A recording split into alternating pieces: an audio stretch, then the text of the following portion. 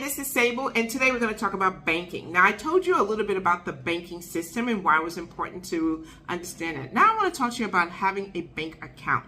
You want to have a bank account in local currency, and you want to try to maybe even have a bank account in multi-currency in the U.S. and in the country that you're going to reside in.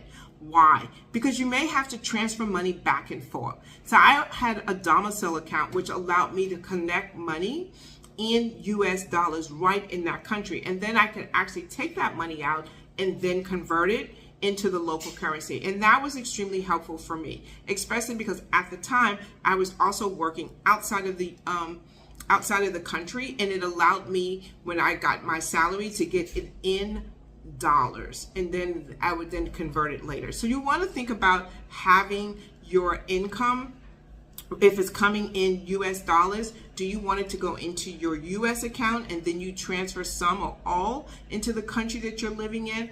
Or do you want to have that money come straight into your local account, bank account, but yet still maintain in US dollars? It just depends on how you're earning your money and where you're earning your money from. So you want to consider that. So think about having a multi-currency account. Think about, do you still have bills that you're going to be paying back into the US, and therefore you want to have an easy way to transfer that money without paying a lot of transfer fees. You also want to consider, if you don't have a local account, you're constantly going to the ATM, and so you're paying ATM fees, and you're also paying foreign transaction fees. That is something you want to be aware of with your bank, about foreign transaction fees. So those are things you want to really consider when you're banking. Oh wait, before I go, I got another tip.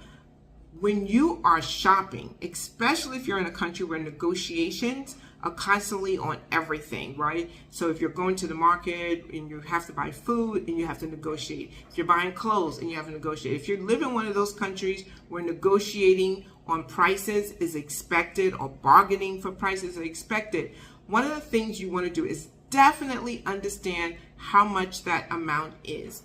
And so I kind of messed up in one of the countries I was living in with my conversion. And for a long time, I had them converting the wrong way. So there's little currency conversion calculators that you can put on your phone. It's just an app you can download. I had downloaded XE currency and I was using that. But also understand, there's the official rate, there's the black market rate. There's two different rates when you're talking about conversion. But at least you'll be in the ballpark and you'll understand how much money you're spending. Now, what I don't want you to do when you're converting and when you're about to spend and when you're negotiating price is look at something and say, what? That's only $15? Oh my gosh.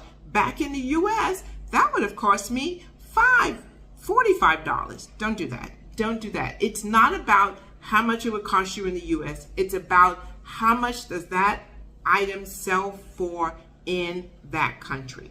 And that is what the market price you want to pay. Not what it sells for in the US, what it sells for in that country. So please do not convert and start saying, oh yeah, that's so cheap. Yeah, if that's a country that bargains and negotiates, go ahead and bargain and negotiate. And I'll do a video about that later on how do you negotiate? How do you find out the prices? All right, but until then, you live an elevated life.